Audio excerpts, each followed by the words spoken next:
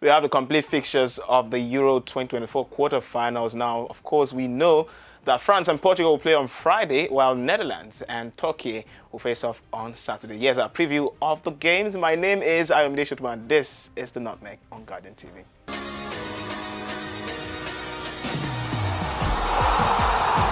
So Hogan is here and of course did the first round of preview for the quarterfinals, here for the second as well. Great to have you on the show. Thank you very much, my pleasure. So yes, France-Portugal is the first game we'll talk about in this episode. This was the final in the 2016 edition, and this is a proper clash between heavyweights. Yeah. I don't think both have been convincing, but how do you see this one panning out? Yeah, like you said, they've not been convincing enough. I think Portugal had actually tried, probably a 40%. But France, the France national team, I don't understand what they've been playing in this competition. I mean, no open goals yet. No open goals at all. They've had own goals, penalty goal and an own goal. So no open play goal at all. Yeah. And this is a team that has the likes of Mbappe, the likes of Giroud, Griezmann.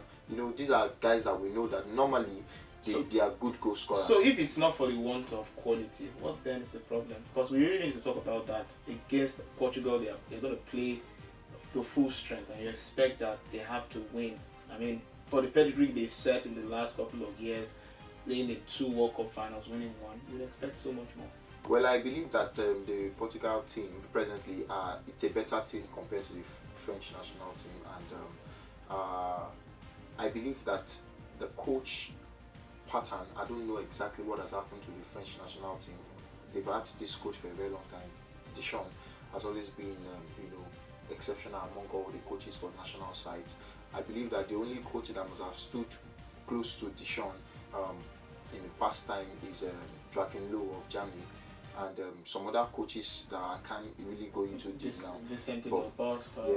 But Deschamps has been very, very fantastic. But I believe that possibly maybe fatigue, because some of these players have played they've played consistently, playing different games, competition from. But the same can be said for the Portugal players. Yes. They've not covered themselves in glory too, but I think they're just slightly better. Yes, they are just slightly better compared to the French team. But I still believe that there is something missing. There is something missing which we can really put out to it. I don't want to say it's the Pogba factor in the midfield of the French national team. He brought the creativity I think I agree with that. He brought some creativity that's lacking now. You look at the center of the pitch now, N'Golo Kante brings a lot of energy and dynamism, but there's no player spraying the passes that Kylian Mbappe used to latch onto. Exactly.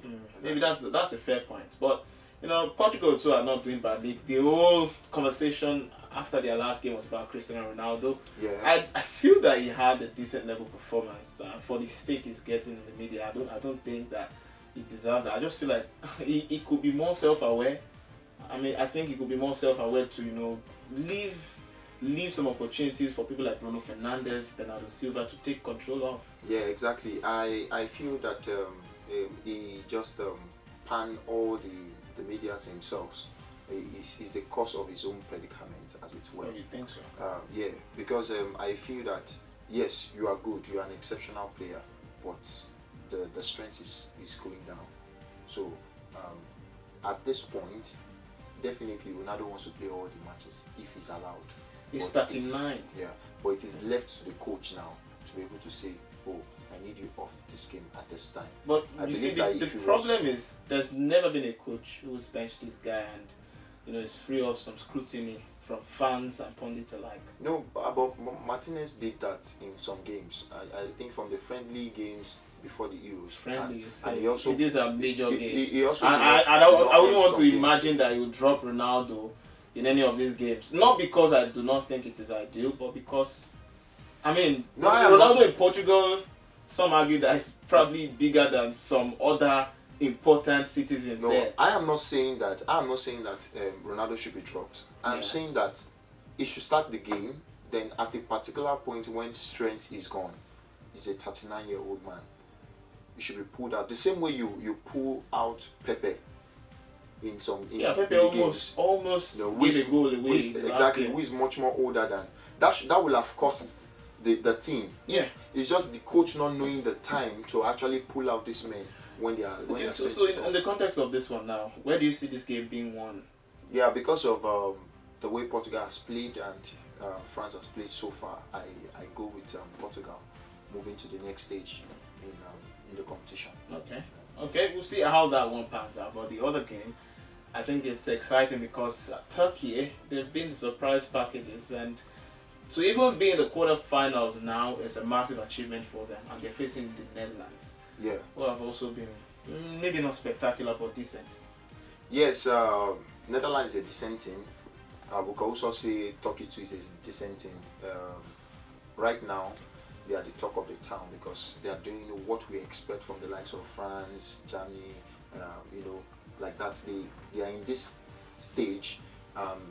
If you check the rankings, we believe that they are not even supposed to be in the quarterfinal. But they deserve to. To be here. I mean, the amount of quality they've shown in this tournament alone is great, isn't it? Yes. Watching their game against Austria, I believe that they actually deserve to win. I actually favor them to beat Austria, but we are talking about Turkey in the quarterfinal, the last stage.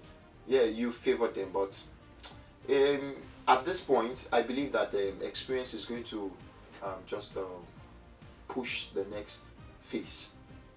So I see Netherlands going through. The reason is because watching Turkey against Austria the last time, at a particular point in the game, they were almost giving up their strength. And based on the experience so far, we know that the experienced team have a way of. For me, I'm going to support Turkey in this. On the contrary, I feel that Turkey can nick this one in the bud. I feel like I told you already that the Netherlands are not spectacular; they're decent, and that means that there are gaps that Turkey can explore. And you cannot underrate Turkey coming to this day. They also have some quality players. Yes.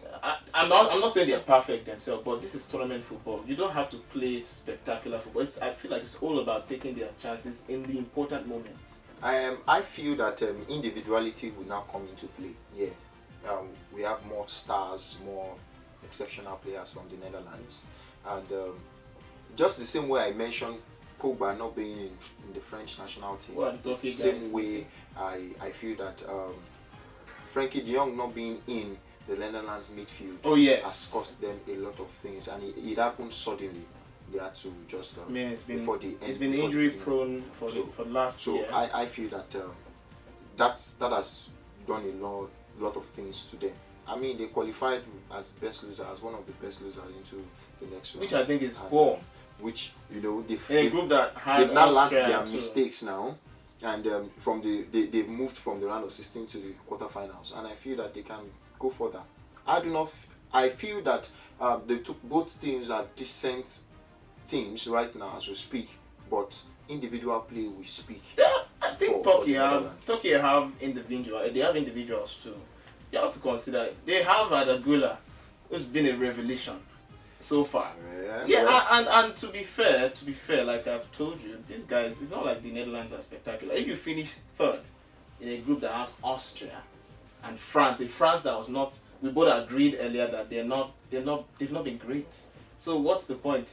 I think that the Turkey guys can just nick this one, but still, I'll maintain that point. This is football, and anything can happen. I remember in the AFCON, the last AFCON.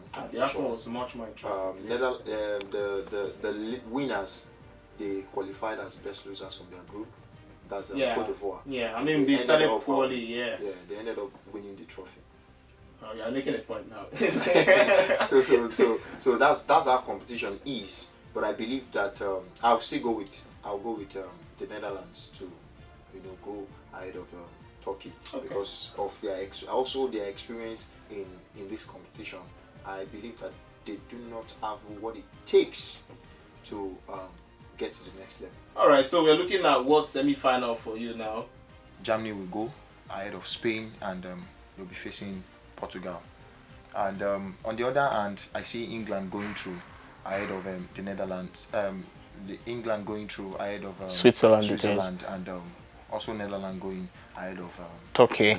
Okay, you hold him to that, and that is his predictions for the semi-finals. By the way, we'll be doing the preview of that early in the week, and of course it'll be interesting to see the best 4 teams of the Euro 2024. That's our show today. Thank you very, very much for watching. Thank you, Hogan, for coming. Thank you very much. Always my pleasure. And see you next time.